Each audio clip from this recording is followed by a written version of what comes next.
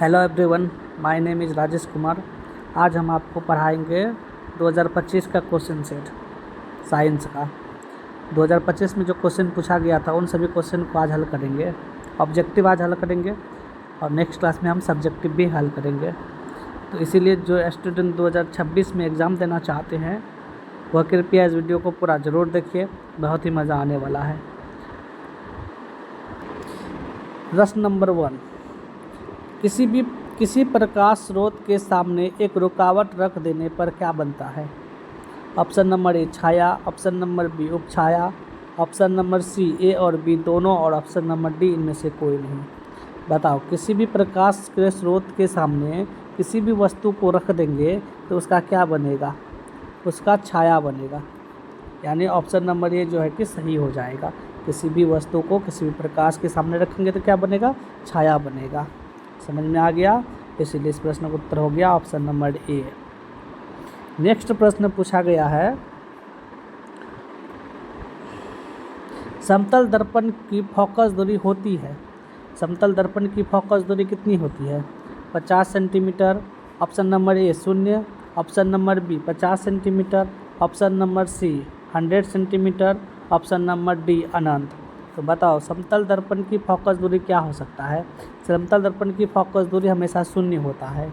इसीलिए इस प्रश्न का उत्तर हो जाएगा ऑप्शन नंबर ए जो है कि सही हो जाएगा। समतल दर्पण की फोकस दूरी क्या होती है? 0 होती है। नेक्स्ट प्रश्न है 1 मीटर फोकस दूरी वाले उत्तल लेंस की क्षमता होगी। 1 मीटर फोकस दूरी वाले उत्तल लेंस की क्षमता क्या होगा? बताओ। फोकस दूरी बराबर क्या आता है? एफ बराबर होता है 1/p। यस और नो? 1 मीटर फोकस दूरी कितना है? 1 मीटर। 1 मीटर बराबर क्या हो जाएगा? बताओ। 1/p। और यहाँ पे कुछ नहीं तो क्या है? 1 है। क्रॉस मल्टीप्लिकेशन करेंगे तो क्या आ जाएगा? p = 1 dioptre. यस और नो? इसीलिए इस प्रश्न का उत्तर हो जाएगा ऑप्शन नंबर सी। यानी 1 मीटर फोकस दूरी वाले उत्तल लेंस की क्षमता क्या हो जाएगा? 1 डायप्टर। और यही अवतल लेंस होता तो -1 डायप्टर होता। यस और नो? बट यहाँ प्लस क्यों होगा? क्योंकि उत्तल लेंस है। उत्तल लेंस में साइन प्लस यूज होता है। नेक्स्ट प्रश्न है, निम्नलिखित में से किस लेंस को अपसारी लेंस कहा जाता है? बताओ, कोई किस लेंस को अपसारी लेंस कहते हैं? अपसारी लेंस किसे कहेंगे? तो अपसारी लेंस हम लोग अवतल लेंस को अपसारी लेंस कहते हैं। किस लेंस को अपसारी लेंस कहते हैं? अवतल लेंस को अपसारी लेंस कहते हैं। उत्तल लेंस को अभिसारी लेंस कहते हैं। क्या समझ पाए? तो यहाँ पे प्रश्न दिया है किस लेंस को अपसारी लेंस कहते हैं, तो याद रखिएगा अवतल लेंस। और यहाँ प्रश्न होता है किस लेंस को अभिसारी लेंस कहते हैं, तो याद रखिए उत्तल लेंस। तो उम्मीद करते हैं यह प्रश्न भी आपको समझ में आ गया।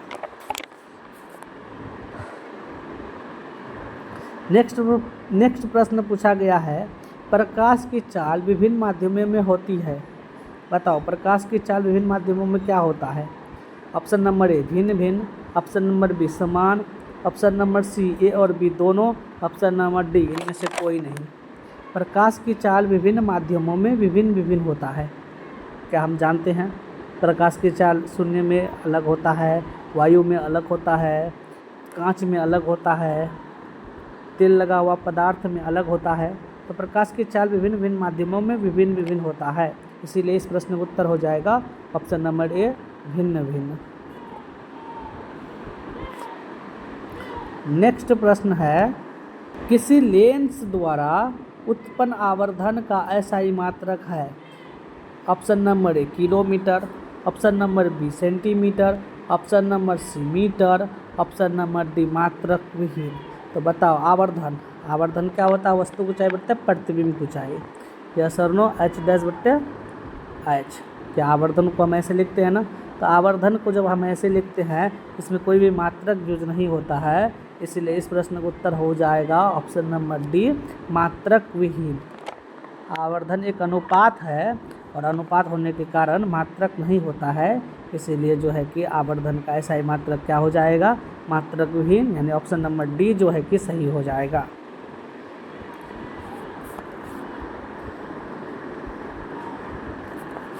निम्नलिखित में से किसका अपवर्तनांक सबसे अधिक होता है? ऑप्शन नंबर ए कांच, ऑप्शन नंबर बी हीरा, ऑप्शन नंबर सी बर्फ, ऑप्शन नंबर डी वायु। तो बताओ किसका अपवर्तनांक सबसे अधिक होगा? तो इसमें सबसे ज़्यादा अपवर्तनांक हीरा का होता है। समझ में आया? सबसे अधिक अपवर्तनांक किसका है? हीरा का है, लगभग 2.42 इतना होता है। इसीलिए इसमें प्रकाश की चाल सबसे कम होता है, क्योंकि हम लोग जानते हैं जिसका अपवर्तनांक ज़्यादा होता है उसमें प्रकाश की चाल कम होता है, और जिसका अपवर्तनांक कम होता है उसमें प्रकाश की चाल ज़्यादा होता है। तो इसमें हीरा है, हीरा में अपवर्तनांक ज़्यादा है, इसलिए इसमें प्रकाश की चाल भी क्या होगा? कम होगा। तो इस प्रश्न का उत्तर हो जाएगा ऑप्शन नंबर बी हीरा। 8 नंबर प्रश्न है, एक अभिसारी लेंस बनाता है सदैव वास्तविक प्रतिबिंब, सदैव अभिसारी प्रतिबिंब, कभी आभासी तो कभी वास्तविक प्रतिबिंब, या इनमें से कोई नहीं। बताओ एक अभिसारी लेंस कौन सा प्रतिबिंब बनाता है? एक अभिसारी लेंस या तो कभी आभासी प्रतिबिंब बनाता है या तो कभी वास्तविक प्रतिबिंब बनाता है। इसलिए इस प्रश्न का उत्तर हो जाएगा ऑप्शन नंबर सी, एक अभिसारी लेंस या तो आभासी प्रतिबिंब बनाएगा या तो वास्तविक प्रतिबिंब बनाएगा। ऑप्शन नंबर सी करेक्ट होगा।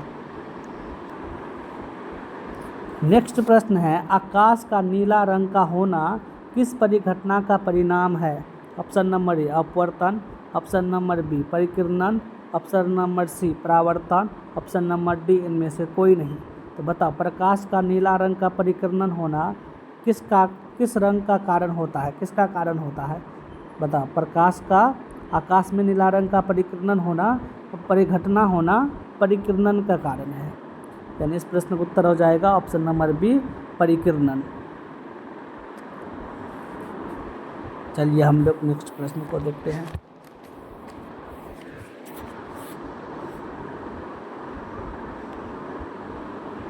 नेक्स्ट प्रश्न है, प्रकाश का प्राथमिक वर्ण है। बताओ प्रकाश का प्राथमिक वर्ण कौन है? प्राथमिक कलर कौन सा है? बताओ। ऑप्शन नंबर ए लाल, ऑप्शन नंबर बी नीला, ऑप्शन नंबर सी हरा, ऑप्शन नंबर डी इनमें से सभी। प्रकाश का प्राथमिक रंग लाल भी है, नीला भी है और हरा भी है, इसीलिए इस प्रश्न का उत्तर हो जाएगा ऑप्शन नंबर डी इनमें सभी।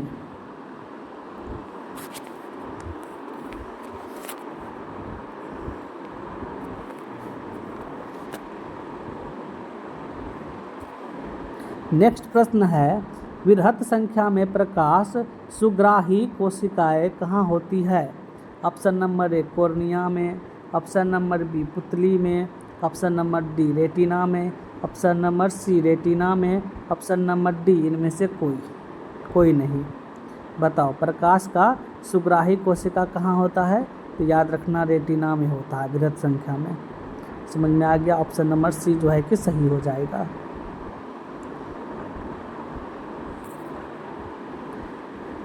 दूरदृष्टि दोष के उपचार के लिए किस लेंस का प्रयोग होता है? ऑप्शन नंबर ए उत्तल लेंस, ऑप्शन नंबर बी अवतल लेंस, ऑप्शन नंबर सी बेलनाकार लेंस, ऑप्शन नंबर डी इनमें से कोई नहीं। बताओ दूरदृष्टि दोष के उपचार के लिए किस लेंस का प्रयोग करते हैं? दूरदृष्टि दोष के उपचार के लिए हम लोग उत्तल लेंस का प्रयोग करते हैं, इसलिए इस प्रश्न का उत्तर हो जाएगा ऑप्शन नंबर ए उत्तल लेंस। जबकि निकट दृष्टि दोष के उपचार के लिए हम लोग अवतल लेंस का प्रयोग करते हैं। क्या मेरी बात को समझ पाए? नेक्स्ट प्रश्न है, मानव नेत्र के लिए दृष्टि का स्थायित्व होता है 1/6 सेकेंड, 1/10 सेकेंड, 1/16 सेकेंड या नॉन ऑफ दीज। बताओ क्या होता है? मानव नेत्र के लिए दृष्टि का स्थायित्व 1/16 सेकेंड होता है, यानी ऑप्शन नंबर सी जो है कि सही हो जाएगा इस प्रश्न का उत्तर। चलिए हम लोग नेक्स्ट प्रश्न की ओर बढ़ते हैं।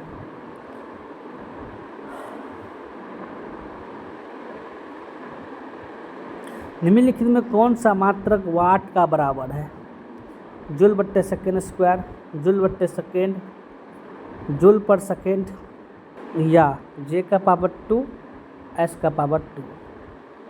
बताओ क्या होता है? मात्रक वाट का, बताओ। तो मात्रक वाट का जो मात्रक होता है वाट का वो होता है जूल पर सेकेंड, यानी ऑप्शन नंबर सी जो है कि सही हो जाएगा, जूल पर सेकेंड।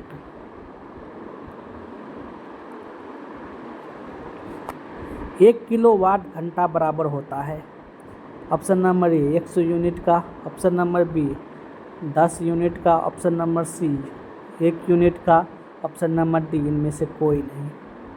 बताओ 1 किलोवाट घंटा किसके बराबर होता है, 1 यूनिट का, यानी ऑप्शन नंबर सी जो है कि सही हो जाएगा, 1 यूनिट।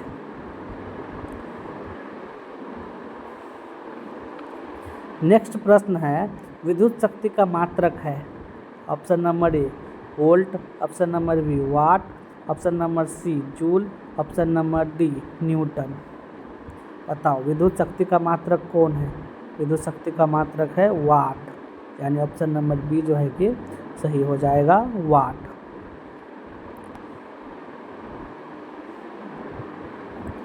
वन किलो वाट बराबर है, 1 किलोवाट आवर किसके बराबर होता है, 36 जूल, ऑप्शन नंबर बी 36 गुना 10⁻6 जूल, या ऑप्शन नंबर सी 3.6 गुना 10⁻6 जूल, या ऑप्शन नंबर डी 3600 जूल। बताओ 1 किलोवाट आवर किसके बराबर होगा, 1 किलोवाट बराबर होता है 3.6 गुना 10⁻6 जूल के, यानी ऑप्शन नंबर सी जो है कि सही हो जाएगा।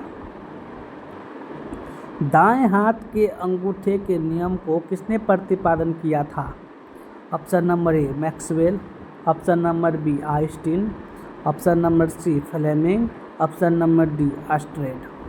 बताओ दाएं हाथ के अंगूठे का नियम को किसने प्रतिपादन किया था, दाएं हाथ के अंगूठे का नियम का प्रतिपादन फ्लेमिंग ने किया था, इसलिए इस प्रश्न का उत्तर हो जाएगा ऑप्शन नंबर सी फ्लेमिंग।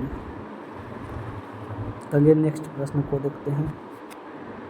विद्युत फ्यूज विद्युत धारा के किस सिद्धांत पर कार्य करता है, ऑप्शन नंबर ए चुंबकीय, ऑप्शन नंबर बी रासायनिक, ऑप्शन नंबर सी ऊष्मीय, ऑप्शन नंबर डी इनमें से कोई नहीं। बताओ विद्युत फ्यूज विद्युत धारा के किस सिद्धांत पर कार्य करता है, विद्युत फ्यूज विद्युत धारा के ऊष्मीय सिद्धांत पर कार्य करता है, यानी ऑप्शन नंबर सी जो है कि सही हो जाएगा। 1 मिली एम्पियर बराबर है, 1 MA बराबर है 10⁻⁻1A, या ऑप्शन नंबर बी 10⁻⁻2A, या ऑप्शन नंबर सी 10⁻⁻3A, या ऑप्शन नंबर डी 10⁻⁻6A। बताओ 1 MA किसके बराबर होगा, 1 MA 10⁻⁻3A के बराबर होता है, यानी इस प्रश्न का उत्तर हो जाएगा ऑप्शन नंबर सी 10⁻⁻3A। प्रतिरोध का मान बढ़ाने के लिए प्रतिरोधकों को जोड़ा जाता है, ऑप्शन नंबर ए श्रेणी क्रम, ऑप्शन नंबर बी पार्श्व क्रम में, ऑप्शन नंबर सी ए और बी दोनों में, ऑप्शन नंबर डी इनमें से कोई नहीं। प्रतिरोध का मान बढ़ाने के लिए प्रतिरोधकों को श्रेणी क्रम में जोड़ा जाता है, यानी सीरीज में जोड़ा जाता है, ऑप्शन नंबर ए जो है कि सही हो जाएगा, श्रेणी क्रम। इलेक्ट्रॉनिक हीटर की कुंडली बनाने में किस पदार्थ का उपयोग किया जाता है, ऑप्शन नंबर ए लोहा, ऑप्शन नंबर बी चांदी, option number C nichrome, option number D तांबा। बताओ इलेक्ट्रॉनिक हीटर की कुंडली बनाने में किसका प्रयोग करते हैं, इलेक्ट्रॉनिक हीटर की कुंडली बनाने में नाइक्रोम का उपयोग करते हैं, यानी ऑप्शन नंबर सी जो है कि सही हो जाएगा, नाइक्रोम। निम्नलिखित में कौन ग्लोबल वार्मिंग के लिए उत्तरदायी है, बताओ निम्न में कौन ग्लोबल वार्मिंग के लिए उत्तरदायी है, option number A NH3, option number B O2, option number C N2, option number D CO2। बताओ ग्लोबल वार्मिंग के लिए उत्तरदायी कौन है, ग्लोबल वार्मिंग के लिए उत्तरदायी है CO2, यानी ऑप्शन नंबर डी जो है कि सही है। समझ गए।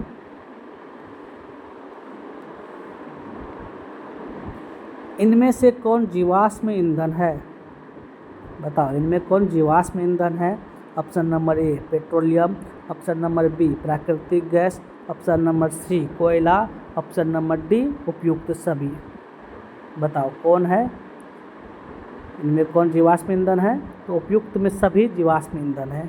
पेट्रोलियम भी जीवाश्म ईंधन है, प्राकृतिक गैस भी जीवाश्म ईंधन है और कोयला भी जीवाश्म ईंधन है। ऑप्शन नंबर डी जो है कि सही हो जाएगा।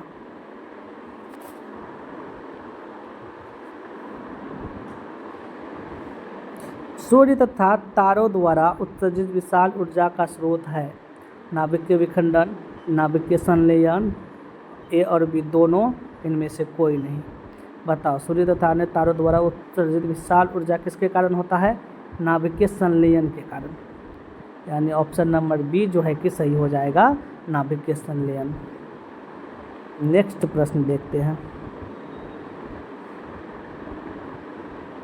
टिहरी बांध निर्माण का उद्देश्य क्या था? ऑप्शन नंबर ए भूमि सिंचाई, ऑप्शन नंबर बी बिजली उत्पादन, ऑप्शन नंबर सी जल आपूर्ति, ऑप्शन नंबर डी इनमें से सभी। बताओ टिहरी बांध निर्माण का क्या उद्देश्य था? टिहरी बांध निर्माण का उद्देश्य था भूमि में सिंचाई करना, बिजली उत्पादन करना, जल की आपूर्ति को पूरा करना। समझ गए? इसीलिए इस प्रश्न का उत्तर हो जाएगा ऑप्शन नंबर डी इनमें सभी। तो चलिए नेक्स्ट प्रश्न कर बनते हैं। खिलौना में किस सेल का उपयोग होता है? Option number A Daniell cell, option number B सौर सेल, ऑप्शन नंबर सी सूखा सेल, ऑप्शन नंबर डी इनमें से कोई नहीं। बताओ खिलौना में किस सेल का उपयोग होगा? खिलौना में सूखा सेल का उपयोग होता है। यानी ऑप्शन नंबर सी जो है कि सही हो जाएगा, सूखा सेल। जल में विद्युत अपघटन में कैथोड पर कौन सी गैस मुक्त होती है? जल में विद्युत अपघटन में कैथोड पर कौन सी गैस मुक्त होती है? Option number A ozone, option number B oxygen, option number C hydrogen, option number D इनमें से कोई नहीं। जल में विद्युत अपघटन में हाइड्रोजन गैस मुक्त होती है। जल का जब विद्युत अपघटन होता है तो कौन सा गैस मुक्त होता है? हाइड्रोजन। यानी ऑप्शन नंबर सी जो है कि सही हो जाएगा।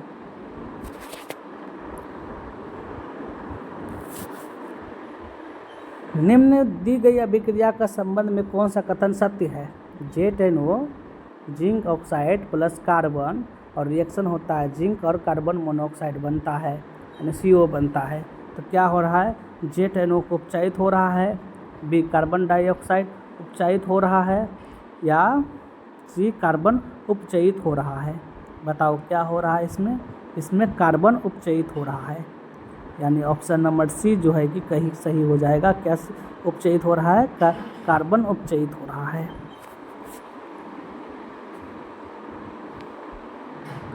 जस्ता तथा तनु हाइड्रोक्लोरिक अम्ल की अभिक्रिया के फलस्वरूप निम्न में कौन सा गैस बनता है? जस्ता और तनु हाइड्रोक्लोरिक अम्ल की जब अभिक्रिया कराते हैं तो कौन सा गैस मुक्त होता है, कौन सा गैस बनता है? बताओ इस प्रश्न को उत्तर दो। जस्ता और हाइड्रोक्लोरिक अम्ल की अभिक्रिया के फलस्वरूप हाइड्रोजन गैस बनता है। यानी ऑप्शन नंबर बी जो है कि सही हो जाएगा, हाइड्रोजन गैस। निम्न में कौन सा चूना जल को दुधिया कर देता है?